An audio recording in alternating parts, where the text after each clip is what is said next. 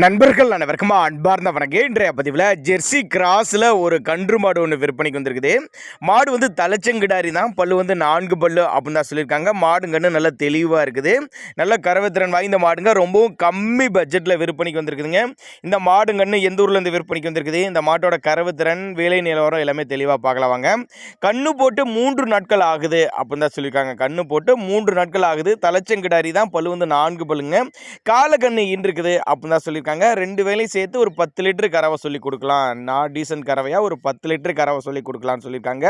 விற்பனைக்கு வந்திருக்க இடம்னு பார்த்தீங்கன்னா திருச்சி மாவட்டம் தோரங்குறிச்சி என்ற பகுதியிலேருந்து விற்பனைக்கு வந்திருக்குது. டிரான்ஸ்போர்ட்டோட அரேஞ்ச் பண்ணி கொடுத்துடலாம். மாட்டு கண்ணுக்கு 2க்கு சுழி தப்பலாம் எதுவும் இல்லைங்க. ஒரு நடுத்தர ஃபேமிலி வாங்கி பயனடையக்கூடிய விலையில் தாங்க விற்பனைக்கு வந்திருக்கு. அனுசரிப்பு உண்டு, டிரான்ஸ்போர்ட் வசதி உண்டு, மடிக்கூச்சம் கிடையாதுங்க, கறவைக்கு கால் அணைக்க தேவை கிடையாதுங்க, ஆண் பெண் யார் வேணாலும் ஹேண்டில் பண்ணலாம் அப்படின்னு தான் சொல்லியிருக்காங்க.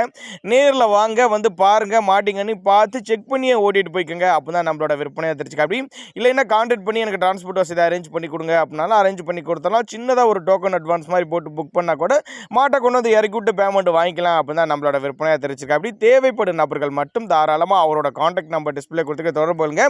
இது போல் விற்பனை பதிவு வேணும்னாலும் நம்மளோட சேனலோட நம்பர் லாஸ்ட்டில் வரும், தாராளமாக கான்டாக்ட் பண்ணுங்கள். மாடு நல்ல தரமான மாடு தான், 4 பல்லு, தலைச்சங்கிடாரி, காலக்கண்ணு இருக்குது, 10 லிட்டர் கறவை சொல்லி கொடுக்கலாம்.